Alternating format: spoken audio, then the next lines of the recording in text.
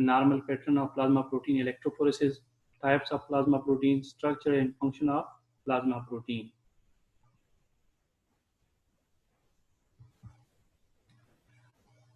Plasma protein, the chief solid of plasma are the protein, and these proteins are known as plasma protein. It is the mixture of simple and conjugated protein. Only albumin is a simple protein in the plasma among the plasma protein, while the remaining are the conjugated. Either they are glycoprotein or lipoprotein.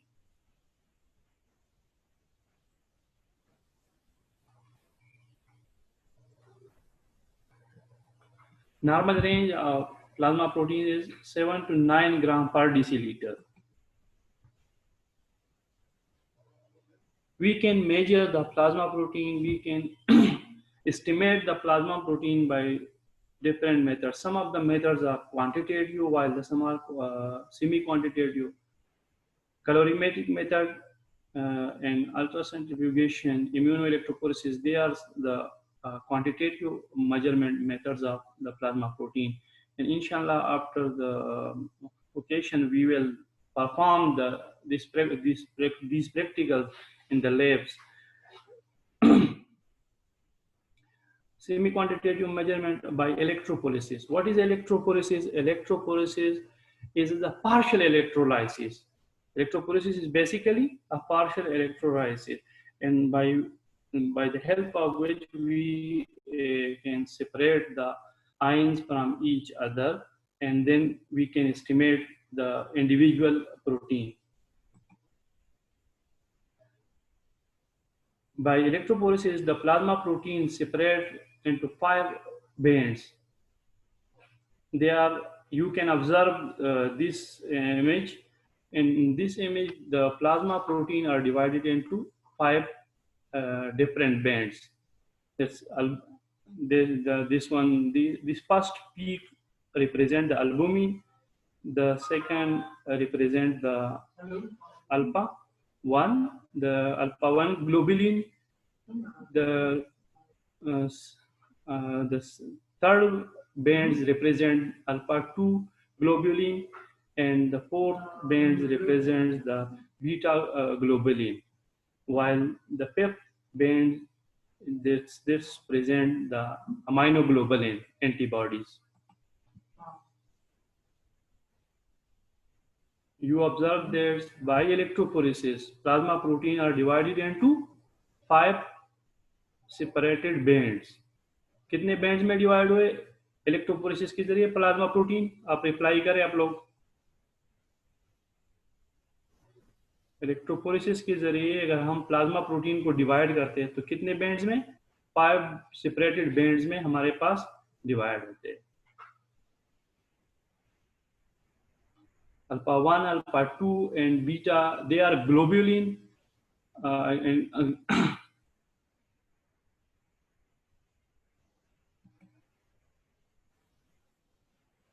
There is another method for the separation or the measurement of plasma protein, which is known as salting out. And this salting out practical will be inshallah performed in the lab. In the salting out, we use salt for the separation, for the precipitation of the plasma protein.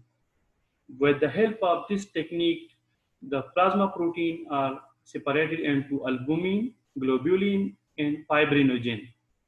In the bracket, you can observe that albumin are precipitate on full saturation with ammonium sulfate. Globulin on half saturation with ammonium sulfate, and fibrinogen on 1/5 saturation with ammonium sulfate. यहाँ पे आप देख रहे हैं कि ammonium sulphate हम डालते हैं, इट्स अ साल्ट, और उस साल्ट के डालने के बाद क्या हो जाता है कि जो प्लाज्मा प्रोटीन होते हैं वो प्रेसिपिटेट होना शुरू हो जाते हैं। अल्बुमिन फुल सैचुरेटेड हो तो प्रेसिपिटेट होगा, अगर हाफ सैचुरेटेड होगा तो ग्लोबुलिन प्रेसिपिटेट होगा, अगर 1/5 सैचुरेशन होगी अमोनियम सल्फेट की तो फिब्रिनोजन प्रेसिपिटेट बनेगा उसका। यहाँ थोड़ा सा मैं मजीद इसको आपको सिंप्लीफाई करता हूँ कि salting out, what is the mechanism of the salting out. Salting out में यहाँ पे अगर आप देख रहे हैं तो this image shows the different molecules of different molecules. These one the molecules of the water, while the blue colors they are protein, and the plus minus are their ions of the salt. And there are two techniques: salting in and salting out. If we add salt in a minimum amount in a protein solution, then the salt increases the solubility of the protein. This process is known as salting in. The mechanism is that these plus minus ions decreases the protein interaction and increase their solubility. While on the other side, if we increase the amount of the salt in a protein solution, then what happen? The ions attract all the water molecules, and the protein interaction increases. Due to this reason, the protein become precipitate, and this process is known as salting out. अच्छा, ये clear हो गई आप लोगों को बात ये वाली कि साल्टिंग इन और साल्टिंग आउट से क्या मुराद है। साल्टिंग इन और साल्टिंग आउट दो प्रोसीजर है हमारे पास। साल्टिंग इन अगर हम मिनिमम अमाउंट में, तो किसी भी प्रोटीन सोल्यूशन में साल्ट ऐड करते हैं तो उस आयन की वजह से प्रोटीन प्रोटीन इंटरेक्शन जो है, इलेक्ट्रोस्टैटिक जो फोर्सेस होते हैं, अट्रैक्टिव जो फोर्सेस होते हैं बिटवीन द प्रोटीन मॉलिक्यूल, वो क्या हो जाते हैं, वो डिक्रीज हो जाते हैं। जिस तरह यहाँ आप देख रहे हैं, यहाँ प्रोटीन प्रोटीन इंटरेक्शंस डिक्रीज हो गई है तो सॉल्युबिलिटी बढ़ जाती है। On the other hand, if we increase the salt amount of salt, then these ion cover all the water molecules, and the protein interaction increases. Due to this, the protein become precipitate in the solution. This is the first one in the is known as the salting in, while the second one is known as salting out. अगर हम कम मिकदार में salt add कर रहे हैं तो उसकी solubility बढ़ेगी protein solution में प्रोटीन की, वो प्रोसेस कहलाता है साल्टिंग इन। और अगर दूसरी तरफ हम देखें तो साल्ट की अगर मिकदार हम बढ़ा देते हैं तो क्या होगा, वहाँ सॉल्युबिलिटी कम हो जाएगी, वहाँ सारे वाटर जो है, सॉल्वेंट की जो मॉलिक्यूल है वो कवर हो जाएंगे और प्रोटीन प्रोटीन इंटरेक्शन बढ़ जाएगी, जिसकी वजह से प्रोटीन की प्रेसिपिटेट बन जाएगा। क्लियर? तो ये हमने मेथड डिस्कस किए, और बेसिकली ये जो चीजें हैं ये आप लोगों के लिए ऑस्पी के लिए भी इम्पोर्टेंट है। ये इलेक्ट्रोफोरेसिस की जो बात हमने करी, और साथ साथ हमने जो अभी साल्टिंग इन और साल्टिंग आउट का जो थोड़ा सा डिस्कशन किया, यहाँ आप लोगों को क्लियर हो गया कि ultracentrifugation, immunoelectrophoresis, salting out, ये सारे प्रोसीजर किस लिए यूज हो रहे हैं? For the measurement, for the separation of plasma protein. Now types of plasma protein. Types of plasma protein हमारे पास albumin, globulin. Globulin is further divided to alpha 1 globulin, alpha 2 globulin, beta globulin, gamma globulin, and fibrinogen. Main types हमारे पास क्या है? Albumin है, globulin है और fibrinogen है। जबकि सब classes of the ग्लोब्यूलिन्स consist of alpha globulin, which is further divided to alpha 1 antitrypsin, alpha fetoprotein. Alpha 2 globulin is divided into ceruloplasmin, hepatoglobin, beta globin is further divided into CRP, transferrin, beta 2 microglobulin. अच्छा, यहाँ पे एक बात मैंने आप लोगों से पूछनी है कि लास्ट लेक्चर में मैंने आप लोगों को कॉपर के बारे में जो पढ़ाया था, tell me the role of ceruloplasmin. What is the role of ceruloplasmin?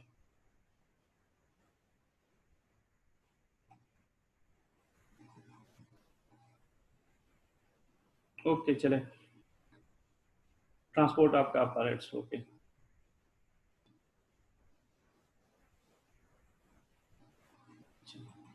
Next चलते, albumin. Albumin is the most abundant plasma protein in the normal adult. It is a simple protein consisting of a single polypeptide chain having 585 amino acids. यहाँ ये बात आप लोगों को याद रखनी है कि मैंने फर्स्ट स्लाइड में भी आप लोगों को बताया था कि हमारे पास अल्बुमिन क्या है। अल्बुमिन वाहिद प्लाज्मा प्रोटीन है जो क्या है, जो सिंपल प्लाज्मा प्रोटीन, जो सिंपल है, सिंपल प्रोटीन है। It's a single polypeptide chain having 585 amino acids synthesized in the liver as proalbumin and secreted as albumin. Half life इसकी कितनी है, 20 days. Its decrease is rapidly in injuries, infection and surgeries. What are the functions of albumin? So main functions of albumin is to maintain the oncotic pressure. Main function क्या है हमारे पास albumin का, to maintain oncotic pressure. Are you know about osmosis? What is the process of osmosis? Write in the chat. What is osmosis?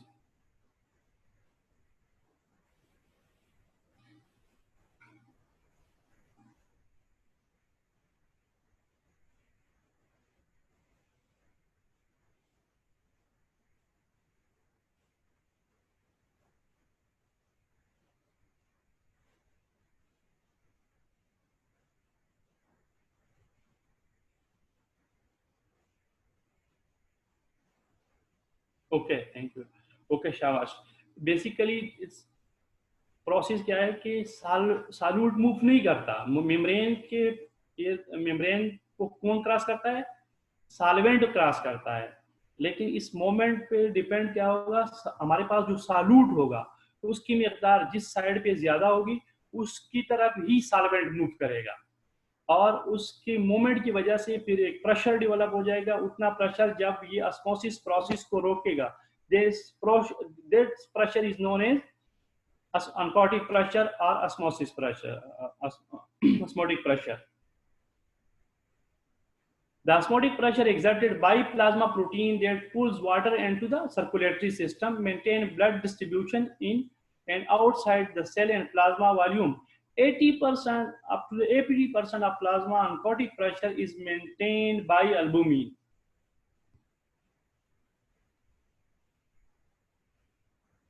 So now you can see this image. This shows two type of pressure. One pressure is hydrostatic pressure, while the other one is the oncotic pressure. Due to these pressure, the fluid move between the vessels and interstitial space. And there is a strict regulation. अगर यहाँ पे proper regulation नहीं होगी, दोनों same नहीं होंगे, तो आपके इंटरस्टिशियल स्पेसेस में क्या हो जाएगा, वाटर अकामुलेट हो जाएगा, and that's known as oedema, the accumulation of extracellular fluid, वो क्या होगा, एडिमा हो जाएगा। तो अनकॉटिक प्रेशर, हाइड्रोस्टैटिक प्रेशर, तो ड्यू टू हार्ट बीट, आपके हार्ट दिल की जो कंट्रैक्शन की वजह से जो प्रेशर पड़ेगा ब्लड पे वो होगा, जबकि दूसरी तरफ उस प्रेशर की वजह से फ्लूइड मूव करेगा इंटरस्टिशियल स्पेसिस की तरफ, पर उसको वापस वेसल्स की तरफ कौन लेके आएगा, अनकॉटिक प्रेशर। अगर किसी भी पेशेंट का अनकॉटिक प्रेशर, किसी भी बंदे का अनकॉटिक प्रेशर कम होगा तो फ्लूइड हाइड्रोस्टैटिक प्रेशर की वजह से इंटरस्टिशियल स्पेसिस में तो आ जाएगा, लेकिन वापस वेसल्स में नहीं जाएगा और फिर यू जमा होता जाएगा, एट द एंड उसको एडिमा हो जाएगा। तो main function of the albumin is to maintain oncotic pressure.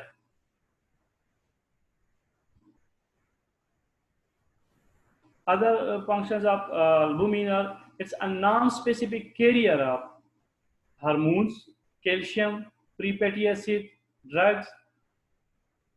Tissue cells can uptake take up albumin by pinocytosis where it is hydrolyzed to amino acids. Useful in the treatment of liver disease, hemorrhage, shock in birth. अच्छा, अभी हमारे पास दो condition हो सकते हैं body के अंदर, albumin का कम होना और या अल्बुमिन का इंक्रीज होना, हाइपोअल्बुमिनीमिया। इन बायोकेमिस्ट्री ये बात आप लोगों ने याद रखनी है कि मेन प्रोसेस कब होगा कि कोई भी चीज जिस्म के अंदर उसकी कमी कब होती है, या तो उसका प्रोडक्शन उसकी decrease, when their production is decrease, either production is decrease और the loss of the albumin is आकर। अल्बुमिन की कमी कब होगी, या तो उसकी प्रोडक्शन कम हो या उसकी जिस्म से ज्यादा उसकी एक्सक्रीशन हो, तो उस वजह से अल्बुमिन की मकदार जिस्म के अंदर क्या हो जाएगी, कम हो जाएगी। डिक्रीज अल्बुमिन सिंथेसिस आपके पास कब होती है? In the previous slide, we discussed that the albumin is synthesized in the liver due to liver cirrhosis and other diseases of the liver. And the albumin synthesis decreased. In the malnutrition, also the albumin synthesis is decreased because for the synthesis of albumin, amino acid are required. While in the malnutrition, there is a protein energy malnutrition, the deficiency of amino acid due to which the albumin synthesis is decreased. या तो उसकी factory जो है, जो बनाने वाली factory है albumin की, वो खराब हो, या उसके पास खाम माल ना हो। अल्बुमिन बनेगा किससे? अमाइनो एसिड से। अमाइनो एसिड डाइट से आएगा जिस्म में। जब माल न्यूट्रिशन होगी तो प्रॉपर अमाइनो एसिड नहीं आएंगे और अल्बुमिन नहीं बनेगा। Increase loss of albumin. अच्छा, पहले मैंने बताया कि कोई भी बायोकेमिस्ट्री का ये उसूल है कि कोई भी चीज कम होता है या उसकी प्रोडक्शन कम हो या उसकी एक्सक्रीशन बढ़ जाए। इंक्रीज लॉज ऑफ अल्बुमिन, तो कौन से कंडीशन में हमारे पास अल्बुमिन की लॉज जो है वो बढ़ सकती है? हमारे पास अगर किसी भी इन्फेक्शन की वजह से कैटाबोलिज्म बढ़ जाए तो भी अल्बुमिन की लॉस ज्यादा हो जाएगी, या एक्सक्रीशन ज्यादा हो। Normally albumin molecules, protein molecules, they are large in the size and they cannot be excreted through urinary system. लेकिन जब कुछ कंडीशन ऐसी है कि जब उसमें किडनी डैमेज हो जाए, for example nephrotic syndrome, in these condition protein are excreted in urine, तो उस वजह से भी अल्बुमिन का जो लेवल है वो कम हो सकता है।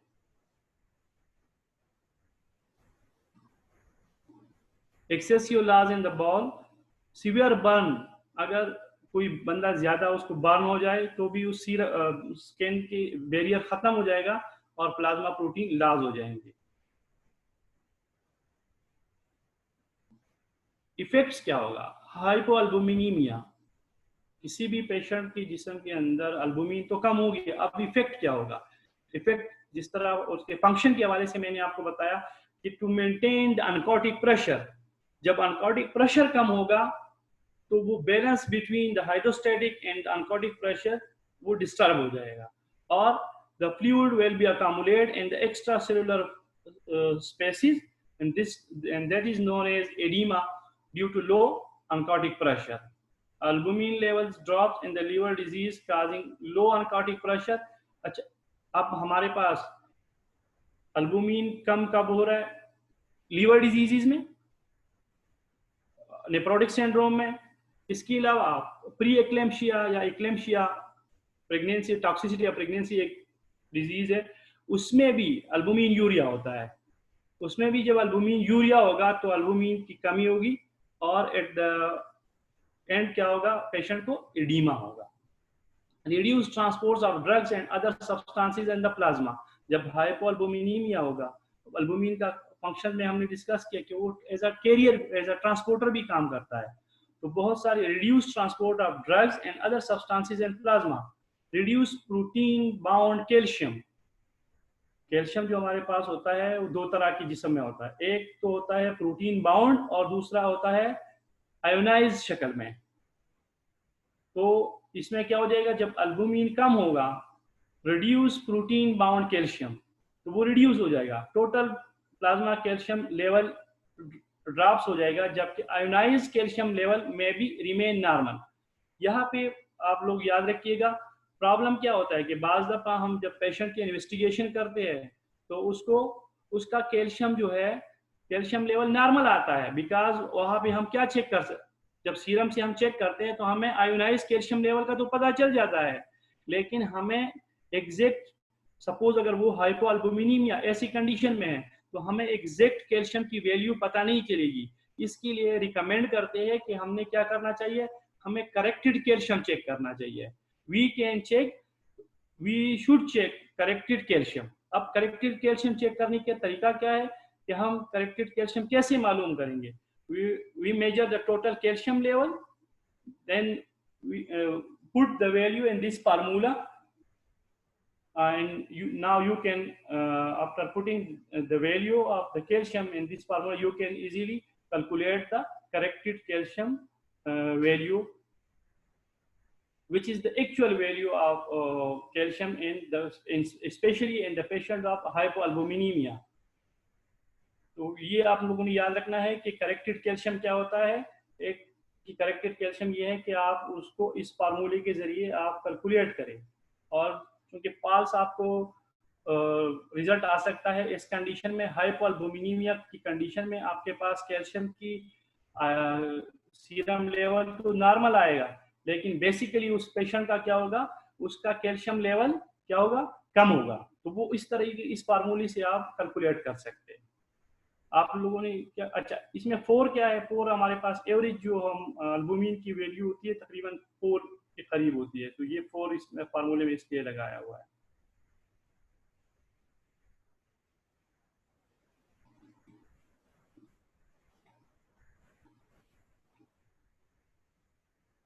हाइपर अल्बुमिनीमिया, अब अल्बुमिन बढ़ता कैसे है या कोई condition, no clinical conditions are known that cause the liver to produce large amount of albumin, कोई भी ऐसी कंडीशन नहीं है जिसमें अल्बुमिन ज्यादा मिकदार में बने, एक्सेप्ट कौन सी कंडीशन हो सकती है, अगर हमारे पास लैब में कोई इस तरह के आता है तो the only case of hyperalbuminemia is dehydration, अगर पेशेंट डिहाइड्रेटेड हो तो हमारे पास अल्बुमिन की वैल्यू ज्यादा आ सकती है।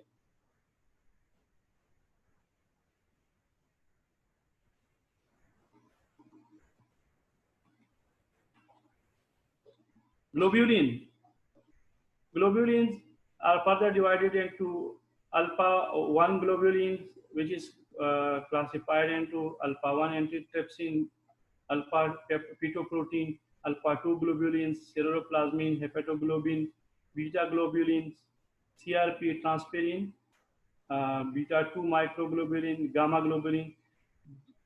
All of the above, or alpha 1 and beta 2 globulins are synthesized in the liver, while gamma globulins are synthesized in the plasma and the B cell. ये तो पहले भी हम डिस्कस करते हैं अमाइनोग्लोबुलिन के क्लास में कि हमारे पास गामा ग्लोबुलिन जो है वो कहाँ बनते हैं, वो बी सेल या प्लाज्मा सेल्स के अंदर सिंथेसाइज होते हैं। अल्फा 1 एंटीट्रिप्सिन, अब ग्लोबुलिन का जो फर्स्ट मेंबर है अल्फा 1 ग्लोबुलिन, अल्फा 1 ग्लोबुलिन का जो फर्दर क्लास है वो है अल्फा 1 एंटीट्रिप्सिन।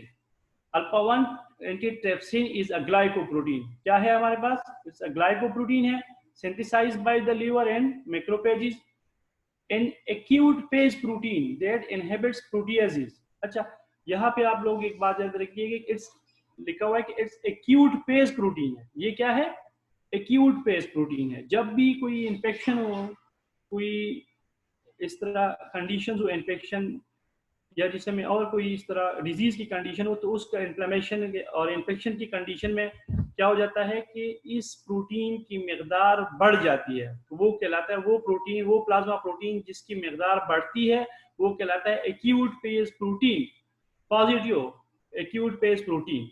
तो और ये इसका फंक्शन क्या है, it that inhibits proteases. What are proteases? Proteases are basically Proteolytic enzymes. Proteases are produced endogenously from leukocytes and bacteria. कुछ बैक्टीरिया या WBCs जो लिकोसाइड हमारे हैं वो कुछ प्रोटीएजेस प्रोटियोलाइटिक एंजाइम प्रोड्यूस करते हैं. फॉर एग्जांपल ट्रेप्सिन, काइमोट्रेप्सिन, इलास्टिन, थ्रोम्बिन, ये प्रोटियोलाइटिक एंजाइम है.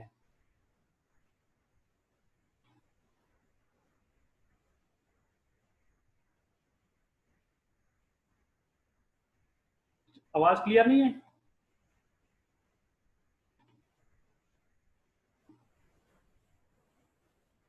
अच्छा, इसको मैं दोबारा रिपीट कर देता हूँ कि हमारे पास अल्फा 1 एंटीट्रिप्सिन जो है ग्लाइकोप्रोटीन है, लीवर के अंदर सिंथेसाइज होता है. और दूसरी बात हमने ये करी कि इट्स एक्यूट फेज प्रोटीन. जब भी इन्फेक्शन वगैरह होगा तो इसकी मकदार बढ़ जाती है. और इसका काम क्या होता है कि जो हमारे जिस्म के अंदर प्रोटियोलाइटिक एंजाइम प्रोटीएजेस बनते हैं, ये उनको इनहिबिट करते हैं.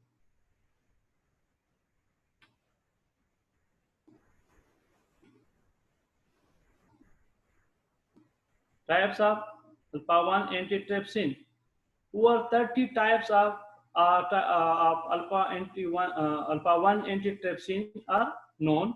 The most common is M type, genetic deficiency of alpha 1 antitrypsin. अच्छा, synthesis of defective alpha 1 antitrypsin occur in the liver, but it cannot secrete the protein. कुछ जेनेटिक डिसऑर्डर में एक इस तरह हो जाता है कि ये सिंथेसाइज तो होता है लीवर के अंदर पर सीक्रेट नहीं होता. Alpha 1 antitrypsin accumulates in the hepatocytes and deficient in the plasma. अब उसका इफेक्ट क्या होता है?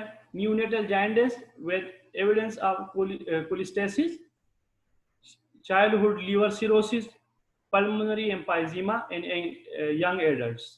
इस अल्फा 1 एंटीट्रिप्सिन की जो डिफिशिएंसी, जेनेटिकल जो इनहेरिटेड जो डिफिशिएंसी होती है, उसकी वजह से फिर क्या, neonatal jaundice with evidence of cholestasis, childhood liver cirrhosis, pulmonary emphysema in the young adults.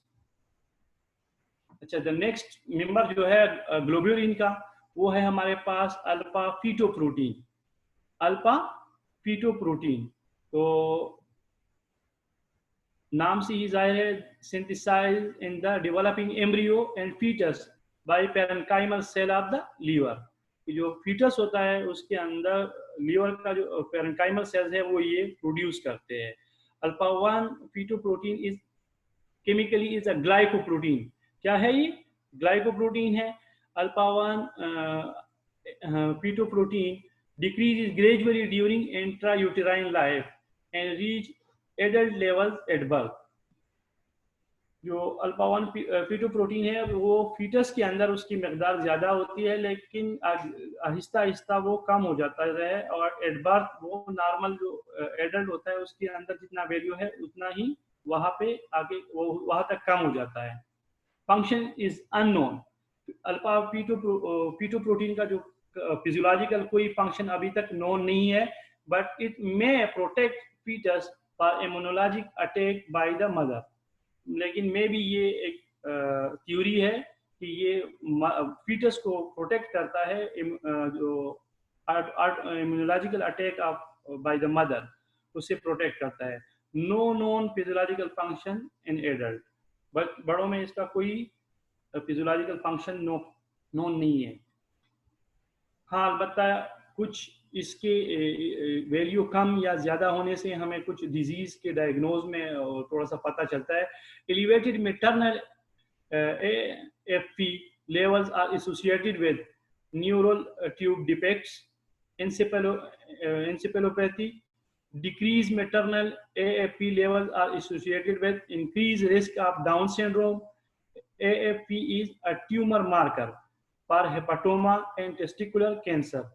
ये जो न्यूरल ट्यूब डिफेक्ट है फीटस के अंदर या कोई एंसेफेलोपैथी है फीटस के अंदर, तो इसी लेवल से हमें अंदाज़ा हो सकता है कि अगर उसकी मकदार एलिवेटेड मैटरनल एएफपी, अगर मदर के जिस्म के अंदर एएफपी की लेवल ज़्यादा हो तो बच्चा जो है, जो फीटस है, उसमें कोई न्यूरो ट्यूब डिफेक्ट हो सकता है या इंसेफेलोपैथी उसमें पॉसिबिलिटी हो सकती है। अगर मैटरनल लेवल उसको डिक्रीज हो एएफपी की, तो उसमें चांसेस क्या है कि जो फीटस है वो डाउन सिंड्रोम के चांसेस बढ़ जाते हैं उसमें। AP is a tumour marker for hepatoma, और कुछ कंडीशन में अगर ये हमारे पास एज अ हम मार्कर एक डायग्नोस्टिक मार्कर यूज कर सकते हैं हेपाटोमा और टेस्टिकुलर लीवर और टेस्टिकुलर कैंसर में, कि ये एज अ मार्कर भी हम इसको यूज कर सकते हैं।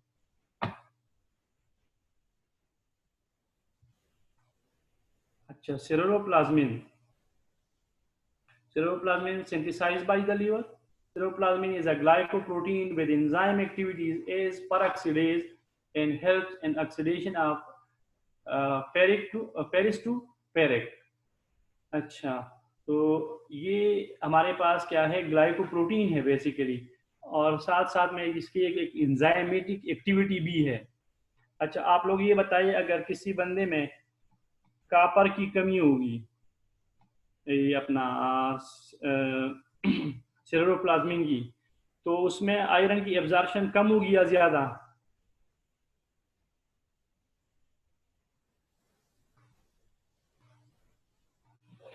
सेरोप्लाज्मिन क्या कर रहा है, इट्स वो फेरिस से पेरिक बना रहा है, और आपकी एब्जॉर्प्शन के लिए क्या होना चाहिए, एब्जॉर्प्शन बढ़ेगी या कम होगी?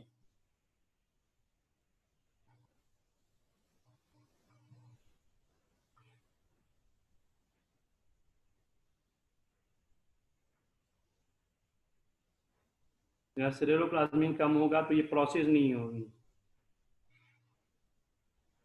और पेरिक पाम में कन्वर्ट होना लाजमी है, उसमें इम्पोर्टेंट है। अगर नहीं होगा तो फिर आयरन की वही एब्जॉर्प्शन नहीं होगी प्रॉपर, पेराटिन के साथ ट्रांसपेरिन के साथ अटैच नहीं हो पाएगा।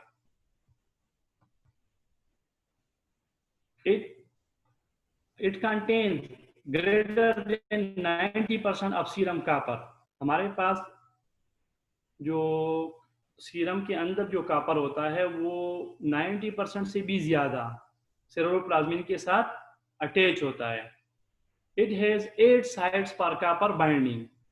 सेरोप्लाज्मिन के ऊपर कापर की कितनी बाइंडिंग की कितनी साइड्स मौजूद होते हैं? It has 8 sides for copper binding. Important for iron absorption from the intestine. वो जो इस तरह मैंने आपको बताया कि जब तक पेरस से पेरक नहीं बनेगा तो एब्जॉर्प्शन नहीं होगी। जब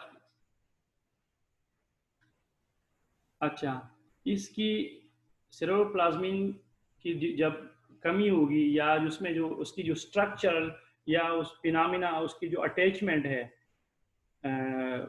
अटैचमेंट ऑफ कापर टू सेरोप्लाज्मिन, या तो उस प्रोसेस में खराबी हो जाती है सेरोप्लाज्मिन की और कापर के अटैचमेंट की, या सेरोप्लाज्मिन की स्ट्रक्चर में कोई खराबी आ जाती है, तो उस वजह से कापर फिर सेरोप्लाज्मिन के साथ अटैच नहीं होता, और कापर जो है वो फ्री कापर मुख्तलिफ अर्गन के अंदर अकामुलेट हो जाता है, और उस वजह से क्या होगा, लीवर सिरोसिस और मुख्तलिफ डिजीज हो सकते हैं, जिसमें हमारे पास दो जेनेटिकल डिसऑर्डर नोन है, विल्सन एंड मेनकीज डिजीज।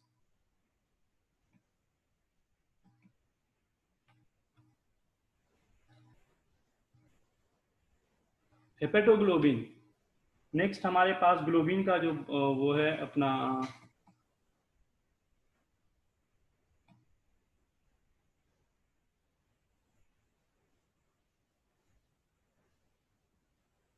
अच्छा, कुछ स्टूडेंट आयरन का वो क्लियर नहीं है, तो आयरन की एब्जॉर्प्शन के लिए सेरोप्लाज्मिन जरूरी है, क्योंकि जब तक पेरस से पेरक नहीं बनेगा तो एब्जॉर्प्शन नहीं होगी।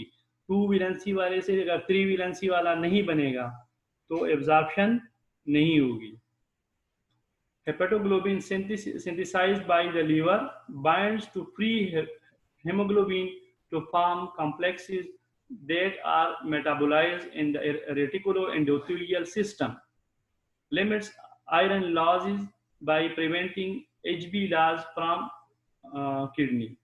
अच्छा, ये होता है हेपेटोग्लोबिन का फंक्शन क्या है कि जब हमारे पास आरबीसीज की ब्रेक डाउन होती है तो हेमोग्लोबिन फ्री हेमोग्लोबिन आ जाता है। जब आफ्टर एरिथ्रोलाइसिस जो हेमोलाइसिस हो जाती है तो हेमोलाइसिस के बाद हेमोग्लोबिन कहाँ पे आ जाता है? फ्री हेमोग्लोबिन आ जाता है। अब फ्री हेमोग्लोबिन अगर किडनी में जाएगा वहां पे अकामुलेट हो जाएगा और वहां पे वो किडनी को डैमेज करेगा। एक तो एक्सक्रीट आउट भी होगा, अगर वहां प्रेसिपिटेट बनेगा तो वहां पे भी किडनी को भी डैमेज करेगा। तो haptoglobin attaches to the free hemoglobin to form complexes that are metabolized in reticuloendothelial system.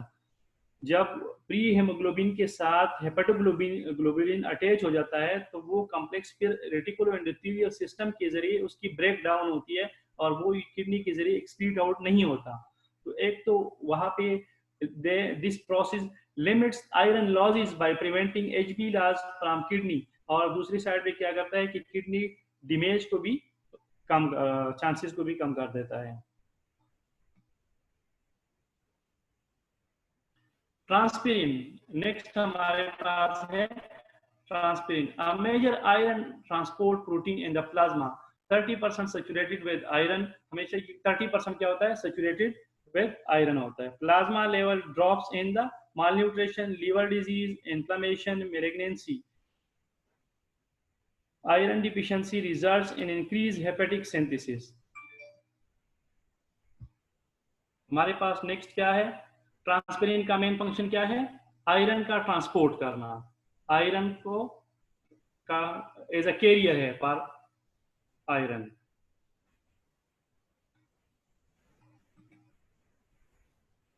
Beta two next globulin का जो नेक्स्ट मेंबर है beta two microglobulin, component of human leukocytes antigen HLA present on the surface of lymphocytes and most nucleated cells। ये कहाँ पे होता है? Present on the surface of lymphocytes and most nucleated cells, filtered by the renal glomeruli due to its small size, but most greater than 99% is reabsorbed। ये बहुत छोटा होता है बीटा टू माइक्रोग्लोबुलिन, फिल्टर हो जाता है रीनल उसके जरिए, लेकिन फिर इसकी तकरीबन 99% से भी ज्यादा इसकी रीअब्जॉर्प्शन हो जाती है। Elevated serum levels are found in impaired kidney function, poor production and diseases, may be a tumor marker for leukemia, lymphoma, multiple myeloma। जो बीटा टू माइक्रोग्लोबुलिन है हमारे पास, ये हमारे पास एलिवेट होता है, इसकी मकदार इंक्रीज हो जाती है किसकी? किडनी डिजीज के अंदर। इसके अलावा इसको as a tumour marker, marker क्या होता है? मार्कर वो बायोकेमिकल सब्सटेंस होता है जिसको हम मेजर कर सकते हैं प्रॉपरली, और उसकी कम या ज्यादा होने से हमें कोई इंफॉर्मेशन मिलते हैं। तो इसको हम बाज इस लुकीमिया, लिम्फोमा और मल्टीपल माइलोमा जो डिजीजेज है इसके दौरान बीटा टू माइक्रोग्लोबुलिन को हम एज अ मार्कर यूज कर सकते हैं, ट्यूमर मार्कर। नेक्स्ट हमारे पास है सी रिएक्टिव प्रोटीन। ग्लोबुलिन का जो नेक्स्ट मेंबर है C reactive protein, acute phase protein synthesised by the liver. ये भी ज्यादातर रिलेटेड किस चीज से है कि जब भी इन्फ्लेमेशन हो, इन्फेक्शन हो, तो सी रिएक्टिव प्रोटीन हमारे पास बढ़ जाता है, लीवर के अंदर सिंथेसाइज होता है, और ये भी एक्यूट फेज मकसद है कि इन्फेक्शन के दौरान इसकी वैल्यू बढ़ जाती है। इंपॉर्टेंट फॉर पेगोसाइटोसिस, जो पेगोसाइटोसिस प्रोसेस है, द प्रोसेस ऑफ इनगल्फिंग, जिस तरह पेगोसाइट्स कोई भी माइक्रो ऑर्गेनिज्म वगैरह को इनगल्फ करते हैं तो उस प्रोसेस को ये फैसिलिटेट करता है, उसके लिए इसका होना इंपॉर्टेंट है। High plasma level are found in many inflammatory condition such as rheumatoid arthritis as a marker for ischaemic heart disease. Ischaemic heart disease में भी ये एज अ मार्कर यूज होता है, लेकिन मोस्टली इन्फ्लेमेटरी डिजीज में CRP as a marker use होता है। Gamma globulin जो है हमारे पास ये एंटीबॉडी है और इम्यून सिस्टम में रोल प्ले करते हैं। कोई भी माइक्रो ऑर्गेनिज्म हमारे जिस्म के अंदर आता है तो उसके खिलाफ बी सेल और प्लाज्मा सेल ये ग्लाइकोप्रोटीन बनाते हैं और ये फिर उसको न्यूट्रलाइज करते हैं। Fibrinogen, a soluble glycoprotein also called clotting factor 1. It takes part in the blood coagulation and it is the precursor of fibrin. हमारे पास क्या है, फेब्रिनोजेन भी क्या है, ग्लाइकोप्रोटीन है और इसका मेन फंक्शन क्या है, ब्लड कोगुलेशन में इंपॉर्टेंट रोल अदा करता है। It is the precursor of fibrin. अच्छा, कुछ हमारे पास बात यह थी कि पॉजिटिव एक्यूट फेज प्रोटीन, हमने बात की थी कि एक्यूट फेज प्रोटीन की कुछ plasma protein level increases in infection, inflammation, malignancy, trauma, surgery. These proteins are called acute phase reactants, synthesized due to body's response to injury. For example, alpha-1 antitrypsin, hepatoglobulin, ceruloplasmin, fibrinogen, C reactive protein. ये हमारे पास क्या है कि positive acute phase protein है कि जब भी इन्फेक्शन होता है, कोई भी जरासीम बॉडी के अंदर आता है, तो अगर आप देखते हैं तो इन्फ्लेमेशन भी क्या है हमारा इस इम्यून रिस्पॉन्स है। उस इम्यून रिस्पांस, उस इंजरी को कम करने के लिए बॉडी रिस्पांस करती है, तो उसमें ये प्लाज्मा प्रोटीन बढ़ जाते हैं। अल्फा-1 एंटीट्रिप्सिन, हेपेटोग्लोबुलिन, सेरोप्लाज्मिन, फाइब्रिनोजेन और सी रिएक्टिव प्रोटीन ये बढ़ते हैं, इसलिए इसको कहते हैं पॉजिटिव एक्यूट फेज प्रोटीन।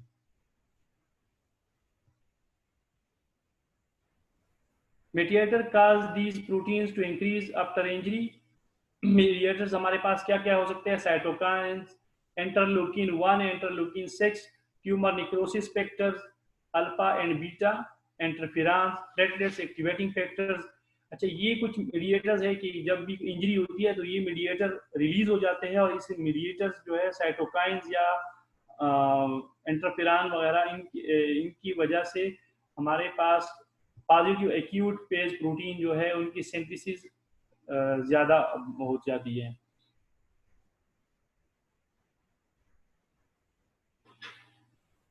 अच्छा, इनका फंक्शंस क्या है, bind to the polysaccharides and the bacterial walls, activate complement system, stimulate phagocytosis. क्योंकि कोई भी प्रोसेस, मेन प्रोसेस ये है कि जो इंजरी हुई है उसको मिनिमाइज करना है और जो भी पैथोजन वगैरह आया है उसको न्यूट्रलाइज करना है। तो इस पॉजिटिव एक्यूट फेज प्रोटीन की वजह से क्या हो जाता है, ये क्या करते हैं, bind to the polysaccharides and the bacterial walls, activate complement system, stimulate phagocytosis. अगर हम गामा ग्लोबुलिन की बात कर लेते हैं, एंटीबॉडीज की बात कर देते हैं, तो एंटीबॉडीज क्या करेगी, वो उसको न्यूट्रलाइज करेगी जो पैथोजन आया है। सीआरपी क्या करता है, सीआरपी आपके पास कंप्लीमेंट सिस्टम जो है उसको एक्टिवेट कर देता है।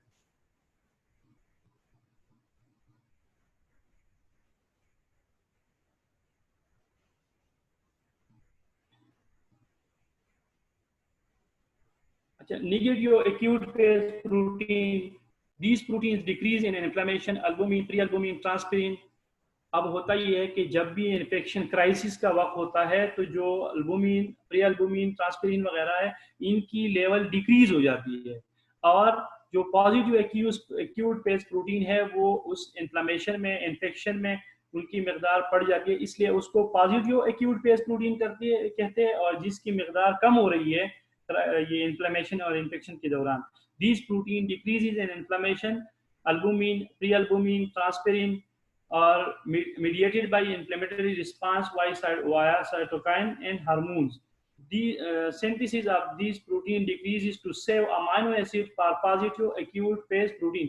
अच्छा, इसका लॉजिक क्या है, लॉजिक ये है कि चूंकि वहां पे वो प्रोटीन बनना ज्यादा स्टार्ट हो जाता है, उसके लिए भी अमाइनो एसिड चाहिए, तो वो अमाइनो एसिड उसके लिए स्पेयर करने के लिए अल्बुमिन और प्री अल्बुमिन, ट्रांसपेरिन की सिंथेसिस स्टॉप हो जाती है और उनकी ताकि उनको पॉजिटिव एक्यूट फेज प्रोटीन जो है उनके लिए अमाइनो एसिड अवेलेबल हो। अच्छा, ये तो जर्नल फंक्शंस है, लेकिन चलो दैट्स एनफ। अभी वापस थोड़ा सा रिव्यू करते हैं और कुछ एमसीक्यूज मैंने